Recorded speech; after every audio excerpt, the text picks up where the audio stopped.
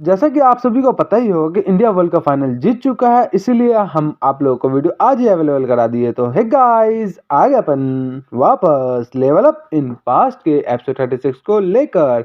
जैसा कि last episode में आप लोगों ने देखा था कि योसंग पुंगी को मारता है एक लात और पुंगी दूर जाके फेंका जाता है। जैसे पुंगी खड़ा होता है तो उसके सामने हमारा बोंगदे और सोसो गार्ड आ गया होता है। फिर हमें सीन दिखाया जाता है मुयुंग का जो योसा पे अपना टेक्निक परफॉर्म करने जा रहा होता है। उसी बीच हमारा ग्यू आकर उस टेक्निक को रोक लेता है। अब एपिसोड 36 से स्टार्टिंग में सीन दिखाया जाता है मुयुंग का, जो सोचता है तो यही है वो बंदा जो कभी गिरता नहीं है, मॉन्स्टर ग्यू जिसका नाम है। मैं उसको लास्ट समय में देखा था जब वो फर्स्ट टाइम फेस कर रहा था नमगुन को। मैं सोचा नहीं था इस बार मेरे को इससे फेस करना पड़ेगा। थोड़ा सोचता है, बताता है कि इसका जो इतना ज्यादा हाइट है, इतना ज्यादा हाई प्रेशर रिलीज कर रहा है, मैं तो सोच भी नहीं सकता था। इससे जितना भी पहले मेरा प्लेयर मेट से टीम मेट्स था उस सब में सबसे ज्यादा लंबा मैं था। इसलिए मेरे को कभी ऐसा एक्सपीरियंस हुआ ही नहीं कि मेरे से लंबा बंदा से मैं कैसे लड़ूं। तो देखते हैं कि इससे बंदा सिर्फ नॉमगो जैसा बंदा कैसे जीत गया बिना कोई एक सिंगल अपना पसीना बहाए। अब ये बोल के हमारा यू बताता है यूसन को कि मैंने सुना था कि तुम पिछले एक साल से 1 मिलियन बुक पेविलियन में जाकर के टाइम पास कर रहे हो, क्या ये सही है? क्या इस हालत में तुम फाइट को कर सकते हो? जिसमें हमारा यूसंग बताता है ये कौन बोल रहा है? तुम बोल रहा है जिसकी सोसो का हेल्प करना चाहिए और तुम खुद ही लेट आके तुम मेरे को बोल रहा है। तो यहाँ पे हमें बताता है कि मैं लेट नहीं आया, तुम तो लेट का बात करो ही मत क्योंकि तुम भी लेट आए। जिसमें सोसो पीछे चलाते बताते हैं क्या तुम तो आर्ग्यू मत करो, इतना टाइम से हमारा ऑडियंस इंतजार कर रहा है फाइट करने का, तुम तो अभी तक फाइट भी स्टार्ट नहीं किया, जल्दी फाइट स्टार्ट करो। जिसमें यूसंग बताता है कि अच्छा वक्त तुम वापस से अपने पहले जैसा रूप में आ गए। और गी भी बोलता है क्या अब मैं ऐसा नहीं बोल सकता कि मैं इसमें इंटरेस्टेड नहीं, तो मेरा भी बैंड बजा देगी। तो यूसंग बताता है चलो अब ये इस बंदे को मैं तुम पे छोड़ता हूँ, दूसरे बंदे को मैं जाके देखता हूँ, ठीक है ना? गी बोलता है हे एक मिनट रुक जा, लेकिन सोचती है क्या अब जैसे ग्यू वहां पे आ गया तो मामला थोड़ा बेटर हो चुका है, लेकिन कि यूसन ठीक रहेगा। ये ऐसा बंदा है जो कि हम लोग के टाइम पे स्ट्रॉन्गेस्ट था हम तीनों में जब, लेकिन स्टार्टिंग में आया था तब, लेकिन ये पूरा साल सिर्फ बुक ही पढ़ा है क्या? इसके बाद ये योंगचो के साथ कम्पीट करने के बाद, बुक पढ़ने के बाद क्या ये नॉमगुन के साथ कम्पीट कर पाएगा? ये इसका फाइटिंग स्पीड इतना ज़्यादा है जिसमें ग्यू को भी एक बार परेशान कर दिया था। मैं को यूसन को इतना ज़्यादा इंटरनल एनर्जी तो फील नहीं हो रहा जितना इसका लास्ट टाइम इंटरनल एनर्जी था जो कि 10 साल था, वो अभी भी इतना इंटरनल एनर्जी है। क्या ये नमगुन को हरा पाएगा? क्या ये सही में नमगुन को अपोनेंट बनने लायक है? तो इसमें हमारा ग्यू उसको टोकता है, बताता है क्या तुमको पता नहीं हो दांग यूसंग इस पूरे मानवा का मेन कैरेक्टर तो कुछ ना कुछ कर ही लेगा। सोचो समझ जाते हैं, उसी तरह हंसती है। तो हमारा ग्यू बताता है क्या तुम भी दांग यूसंग जैसा हंसती रही हो, एकदम सेम टू सेम। सोचो बोलते हैं क्या मैं उससे जैसा हंस रही हो? तो बताता है हाँ मैंने देखा तुम एक टाइम पे वॉडी भी करो, एक टाइम पे हंस भी रहे, ये रूड नहीं है? सोचती है क्या क्या लास्ट टाइम का सीन में जहाँ पे यूसंग उसको बताया था कि एक बार बस तुम बोल दो कि तुम शादी नहीं करना चाहते हो तो मैं तुमको 100% मदद करूंगी। सोचती है कि क्या मैं उसकी तरह हंस रही हो? एकदम कितना स्ट्रेंज बात है। लेकिन उसको पीछे से देखने से लग रहा है कि ऐसा बंदा जिसके ऊपर कोई भी बंदा रिलायबल हो सकता है, ऐसा बंदा देखने से लग रहा है कितना जंग लग के आया है। इसको देख के लग ही नहीं रहा है कि अपना पूरा एक साल 1 मिलियन बुक पेविलियन के पीछे बिताया हुआ है। इसको ऐसा लग रहा है कि हमें रेडी करने के लिए तैयार है, तो इसके मैं सरपास करने के लिए कुछ भी कर सकते हो। इस टाइम पे कितना ज़्यादा कूल लग रहा है, इससे ज़्यादा कूल तो कोई भी नहीं लग रहा है। ये बोल के उसको देख के शर्मा रही होता है। फिर हमारा सीन दिखाया जाता है जहाँ पे हमारा मुयुंग बताता है योसन को क्या तुमको पहले मेरे को हराना चाहिए फिर वहाँ पे नहीं जाना चाहिए। तो हमारा व्यू बताता है क्या इसका क्या मतलब है, तो उसको तुमसे हराना चाहिए फिर इधर आना चाहिए, क्या सही से मतलब समझा? जिसमें हमारा मुयुंग बताता है क्या देखो नुमगुन से मैं हारा हूँ जो कि मैं सेमीफाइनल तक गया हूँ, तो इसका रूल ये बनता है कि यूसन को पहले मेरे को हराना चाहिए फिर जाके नुमगुन को हराना चाहिए, क्योंकि जो रनर अप है उसको हराने के बाद फाइनलिस्ट से जाके लड़ता है। तो हमारा ग्यू बताते ओ अगर ऐसा कैसे, तो ये अप्लाई तुम पे भी होता है क्योंकि ड्रैगन और फिनिक्स एग्जाम में यूसन मेरे को हराया है और मैं सेकंड पोजीशन में आया। अगर तुमको यूसन से लड़ना है तो तुमको पहले मेरे को हराना पड़ेगा। तो मुयुंग थोड़ा शांत रहता है, बताता है कि चलो अगर ऐसा ही बात है तुमको फाइट चाहिए तो मैं फाइट करने लगता हूँ और उस मामला को और ज़्यादा पीछे ठेलने की कोई जरूरत ही नहीं। ये बोलकर रेडी कर देता फाइट होने के लिए। हमारा ग्यू बताता है हाँ अगर ये तुम शुरू से रेडी हो जाता अभी तक हम लोग का फाइट भी खत्म हो जाता है। ये हमें मुयुंग मन में सोचता है कि अब मेरे को सोचा नहीं था कि ऐसे जैसे बंदे से मैं फर्स्ट टाइम लड़ूंगा। मैंने सोचा था इस बंदे से मैं टूर्नामेंट में लड़ा होगा, लेकिन आप देखो यहाँ पे लड़ा होगा। चलो कोई भी रेट में ये पुंगी कहाँ गया, इतना एक ही मार खा के वो वापस उठ नहीं पा रहा। ये सोच के हमारा पुंगी का सीन दिखाया जाता है जहाँ पुंगी इस दोनों बंदे से लड़ने के लिए रेडी हो रहा होता है। जहाँ पुंगी वापस जा रहा होता है हमारा सोचो गार्ड उसके सामने आता है, बताता है क्या तुम ऐसे नहीं जा सकते, तुमको पहले हम लोग को हराना पड़ेगा फिर जाना पड़ेगा। पुंगी बताता है क्या मेरे रास्ते से हटो, और मन में सोचता है क्या मेरा सामने मेरा प्रीशियस वेपन रखा पड़ा उसको छोड़ करके मैं मेरे को इस जैसे छोटे मोटे बंदे से लड़ना पड़ रहा है। जिसमें सोचो गार्ड बताता है क्या तुमको अगर पहले हम लोग को हराना पड़ेगा फिर यहाँ से जाना पड़ेगा, ऐसे भी तुम इस मैटर से रिलेटेड होने तो काहे अपना दिमाग इसमें घुसा रहे। जो तुम्हें बताते हैं चुपचाप अपना मुंह बंद रखो नहीं तो मैं तुमको खत्म ही कर दूंगा यहीं पे। जैसे सोचो गार्ड बताता है क्या तुम इतना आसान है मेरे को खत्म करना, तो आ जाओ देखते हैं कौन कुछ खत्म करता है। तो वहीं पे पुंगी अपना एक अटैक करता है जिसमें डायरेक्ट उससे डायरेक्ट कंधा में लगता है। वो बोलता है क्या इतना जल्दी कैसे इंस्टेंटली अटैक कर दिया मेरे पे, जिसपे पुंगी बताता है क्या मैंने बोला ना, तुमको अपना प्लेस पता रहना चाहिए। मैं एक जीनियस जैसा बंदे के सामने तुम कुछ भी नहीं कर सकते। यही अपना flying fish skill sword attack करता है, बताता है कि मैं पुंगवी जो कि हैनान सेक्ट है वो वन ऑफ द 9 से ग्रेट सेक्ट का एक पार्ट बना है। तुम्हारे जैसा ओपोनेंट के खिलाफ नहीं लड़ सकते। क्या तुमको लगता है तुम मेरे से ओपोनेंट के खिलाफ जीत भी सकते हो? ये बोलकर अपना रिवर्स स्किल फॉर्म हमारा बोंगदे परफॉर्म कर रहा था। जैसे पुंगवी पीछे देखता है, बताता है क्या मेरा पीछे एकदम खाली है, ये तो मेरे को मार भी सकता है, लेकिन मैं ऑफ गार्ड कैसे हो गया? लेकिन छोड़ो, ये बंदा ऐसा है कि मेरे को कभी मार ही नहीं सकता। इसको तो हम लोग कितना लास्ट टाइम मारते, इसको तो हम लोग सैंडबैग जैसा इस्तेमाल करेंगे। ये बोल के हमको सीन दिखाया जाता है जहाँ पे पुंगवी उसी बंदा को बताता है पहले मेरे को इस बंदे को हराना पड़ेगा, फिर मेरे को अपना वेपन वापस जाके लेना पड़ेगा। दूसरा बंदा उस पर अटैक कर देता है, पुंगवी भी हैरान हो जाता है, बताते हैं क्या स्वॉर्ड को as a sharp of a spear की तरह अटैक कर देता है, जिसमें उसका जो स्वॉर्ड है उसका कुआ स्पेयर जैसा लंबा हो जाता है। बताता है क्या देखो अब मेरा स्वॉर्ड कितना ज़्यादा लंबा हो गया, अब मेरा लॉन्ग रेंज वाला अटैक हुआ। अगर तुमको अच्छा ही होगा, तुमको अपना जान बचाना है तो तुम देख के खेलो, समझे ना? तो ये पुंगवी बताता है ठीक है ऐसी बात है। ये बोल के हजोर से हंसता है, बताता है तो अब देखो मेरा टेक्निक। ये बोल के अपना रिवर्स स्केल परफॉर्म इस्तेमाल करता है, उसका हालत खराब कर देता है। और बताते हैं अब जब तक तुम्हारा स्पीड ज़्यादा नहीं है तब तक तुम्हारे पास लॉन्ग फॉर्म वेपन का कोई मतलब ही नहीं। ये बोल के जैसे उस पर अटैक करता है तो हमारा इसको भी बहुत ज़्यादा जोर से चोट लगता है। ये भी देखता है क्या और पुंगवी को स्पेयर देता है, और जहाँ पे बोंगदे कुछ साइन बनाया रहता है वहीं पे जाकर उसको गिरा देता है। बताते अभी करो जैसे बोंगदे बताता है तो पुंगवी बोलता है कि ये क्या है, तो बोंगदे बताता है क्या अब देखो ये क्या है, मैं इसको अभी ड्रॉ किया, इसका नाम है 4th टेलीग्राम, इसका नाम है कुआन फॉर्मेशन। जैसे बोल के ये बोलता है पुंगवी को वहाँ कहीं पे ट्रांसपोर्ट कर देता है। पुंगवी बोलता है एक मिनट, लेकिन उसको ट्रांसपोर्ट कर दिया होता है ऑलरेडी। तो हमारा सोचता है गार्ड सोचता है कि मेरे को पता थी कुछ ना कुछ तो ड्रॉ कर रहा है, लेकिन इतना अच्छा टेक्निक जो कुआ फॉर्मेशन जो एंशिएंट टाइम में किसी एक बंदे को इधर से उधर भेजने के लिए रेडी हो रहा था उसको ही परफॉर्म कर रहा है, एकदम एक्सेप्ट किया जा सकता है। सोचो का जो फ्रेंड है वो इतना अमेजिंग हो ही सकता है। फिर बोलता है क्या अब जो भी बंदा यहाँ पे आया था मैं तो उसको रोक लिया, अब मेरे पास कुछ भी स्ट्रेंथ नहीं बचा पड़ा है, अब यहाँ से बाकी जितना भी है तुमको ही देखना पड़ेगा दांग यूसंग। फिर हमें दांग यूसंग सीन दिखाया जाता है जहाँ पे नॉमगोन को बोल रहा होता है क्या चलो यहाँ पे आ गए वापस से, मेरे को बताओ तुम मेरे को किस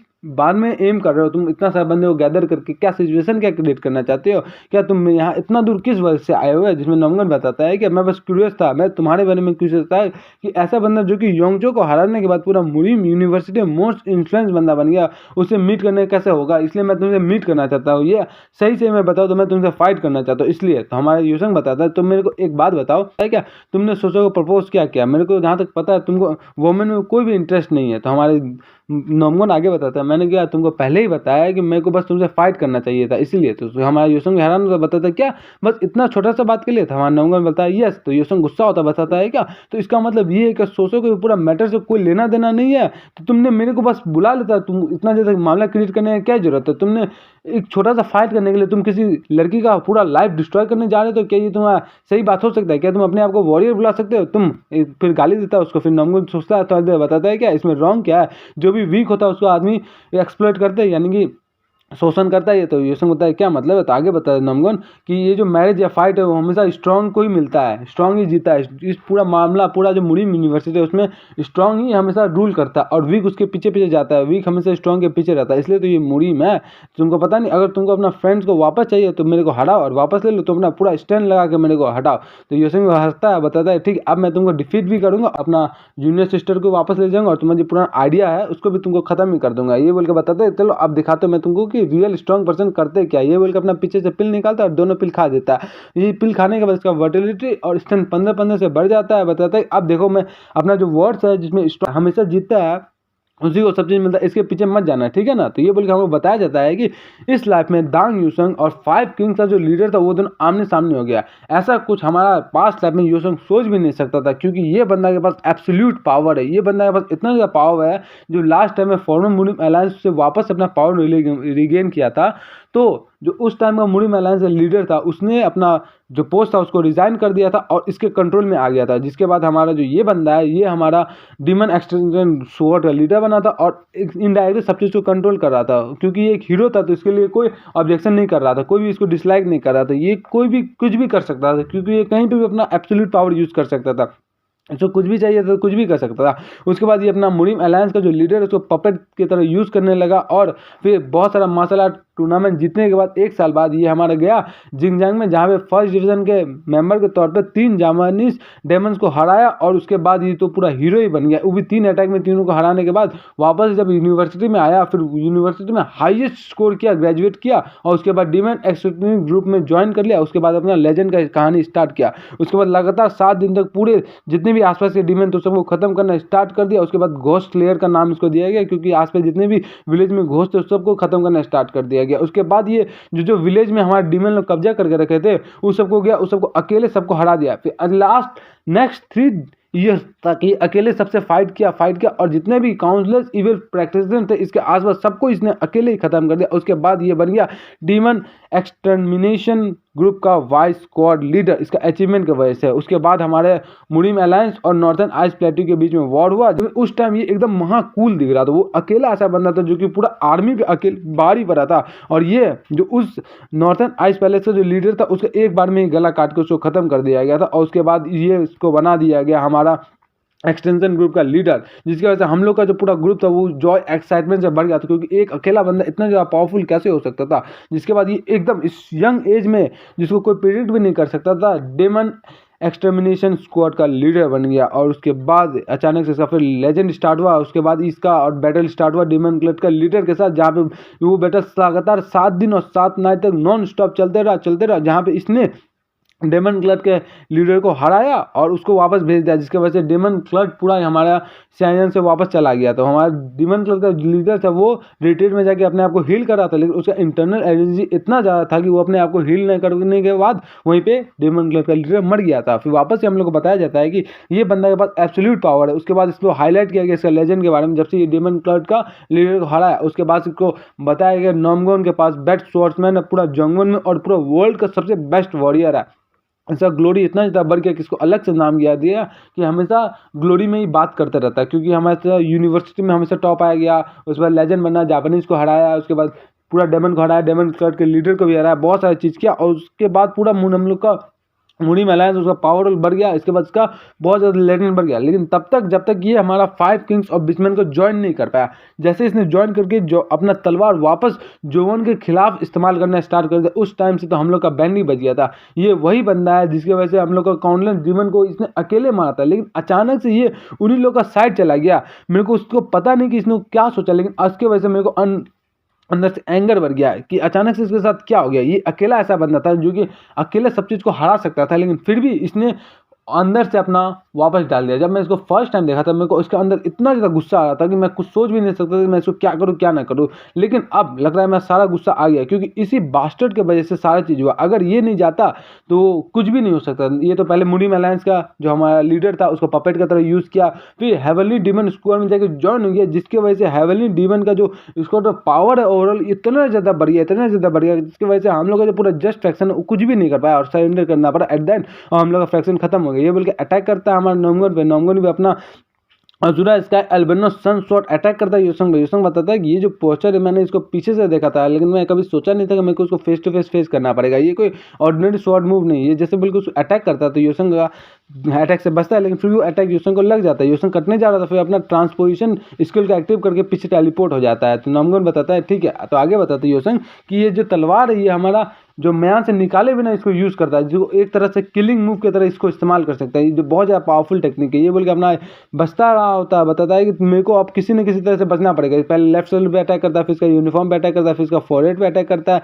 और ये बोल के दोनों अपना फाइट करने जा रहा होता है। योसंग बताता है इसी रेट चलेगा तो मैं हार जाऊँगा। ये बोल के क्रिटिकल रेट से उस पर अटैक करता है 35% के हिसाब से, और बताता है कि चलो आप देखते हैं मैं डकवर्क मूव का टेक्निक, ये बोलकर डकवर्क का इस्तेमाल करता है, उस पर अटैक करता होता है, और दोनों बहुत फास्ट में लड़ रहे होते हैं। योसंग सोचता है अगर मैं अपना पलक एक बार भी झपकाऊँ तो मैं उसी टाइम हार जाऊंगा, उसी टाइम मेरा खेल खत्म हो जाएगा। ये बोलकर दोनों स्पीड में लड़ रहा होता है। तो नॉमगन अपना दूसरा शॉर्ट मूव का यूज़ करता है, जिसमें योसंग देखता है ये आ रहा है, ये बोल के बताता है क्या अब कुछ नहीं हो सकता। जैसे नॉमगन अपना दूसरा शॉट का इस्तेमाल करता है तो योसंग अपना पीछे से दोनों स्पीड निकाल लेता है और 10 वेपन डीमन टेक्निक उसको परफॉर्म करता है डुअल वेपन आर्ट्स करके। जैसे वो कर रहा तो होता है तो उसका जो वेपन है उसका डिफिनेट चेंज हो रहा होता है, उसका इनफाइनाइट पैटर्न कंटिन्यूअल अटैक हो जाता है योसंग के द्वारा, जिसमें हमारा जो नॉमगन होता है वो पीछे ठेला जाता है, जिसको देखती है सोचो बोलते हैं क्या द ग्रेट नॉमगन को इसने पीछे ठेल दिया, या मजा ही आ गया देख करके। ये योसंग तो बहुत ज़्यादा इनक्रेडिबल बंदा हो गया। फिर हमारा नॉमगन अपना सन स्वॉर्ड 5th मूव को इस्तेमाल करता और वो ग्रेविटेशन वेपन वाला इस्तेमाल करके योसन को धंसा देने का कोशिश करता है नीचे। योसन को उसको रोक रहा होता है, फिर हमारा सोसो और ग्यू दोनों हैरान हो जाते हैं। ग्यू सोचता है क्या ये तो वही टेक्निक जो लास्ट टाइम इसने मेरे पे परफॉर्म किया था। तो हमारा नमगुन उसको देखता है, बताता है क्या इसने उसको बचा लिया। तो हमारा योसन बताता है कि मैंने इसको मिस कर दिया। नमगुन सोचता है क्या ये क्या था, मैंने इसको देखा था कि इसके अपना स्टाफ से मेरा टेक्निक को रोकने का कोशिश करता है, लेकिन रोकने के बाद भी इसके हाथ में दोनों वेपन है ही, कैसे ये वाल। इसमें योसन सोचता है क्या मैं कुछ ज़्यादा ही जल्दी कर रहा था, ये तो वही टेक्निक जो हमारा प्रिंसिपल जी मेरे पे परफॉर्म किया था, लेकिन उससे थोड़ा कमजोर है। लेकिन लास्ट टाइम के हिसाब से ये तो बहुत ज़्यादा ही कमजोर है।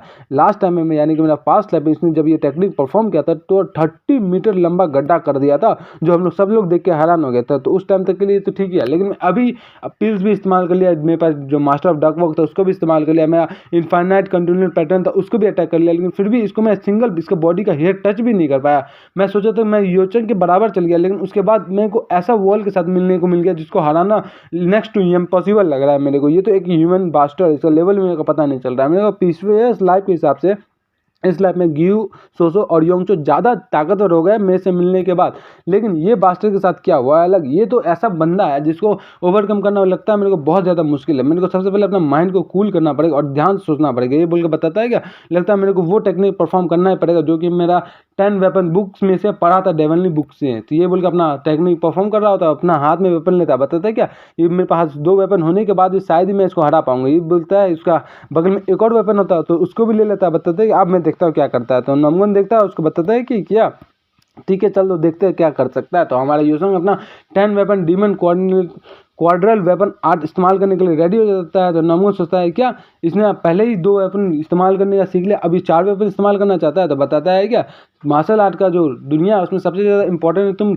लर्न करो या तुम सीखो। तुम एक साथ 4 वेपन को यूज़ नहीं कर पाओगे, तुम तो इसमें एक भी यूज़ नहीं कर पाओगे, इसलिए अच्छा है कि तुम 4 वेपन यूज़ ना करके सिंगल एक वेपन यूज़ करो जिससे ज़्यादा तुम्हारा फ़ायदा होगा। आज मैं तुम्हारे पे इंटरेस्ट खो चुका, तो बिना इस वजह से इस मैच को आगे परफॉर्म करने का कोई दिक्कत नहीं, मैं यहीं पे इस मैच को खत्म करता हूँ। ये बोलकर अपना शॉट को बाहर निकाल लेता है और बोलता है कि इस मैच को यहीं पे खत्म कर अपना सोन शॉट अटैक परफॉर्म कर रहा होता है। योसन को अपना क्वाड्रल वेपन आर्ट से परफॉर्म कर रहा होता है। तो जैसे वो दोनों अटैक करता है तो हमारे प्रिंसिपल और वाइस दोनों को देखता है, बताता है प्रिंसिपल कि तुम देख रहे हो ये तो वही टेक्निक है।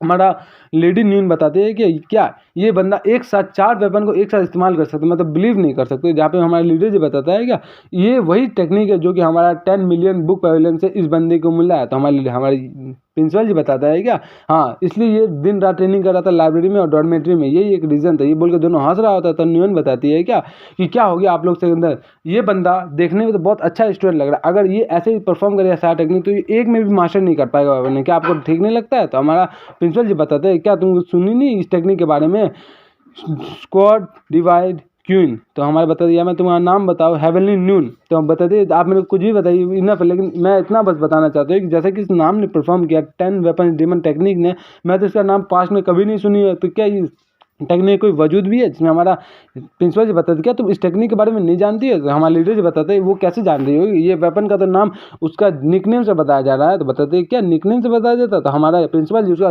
रियल नेम बताता है टोटल बिजर्कर मोड। तो वो भी हैरान हो जाते हैं, बताते क्या टोटल बिजर्कर मोड 100 ईयर पहले एक मिस्टीरियस मास्टर आया था जो कि जोंगवन में आया था एक ग्रेट वॉल पार करने के बाद। वो कहाँ से आया था कहाँ से नहीं आया था किसी को भी नहीं पता, लेकिन वो ऐसा बंदा था जो कि हंड्रेड्स ऑफ वॉर यहाँ पे लड़ा था और उसके बाद एक भी वॉर नहीं हारा था, वो सिंगल वॉर तक नहीं हारा था। वो उसी को टेक्निक का नाम बोलते हैं टोटल बिजर्कर टेक्निक।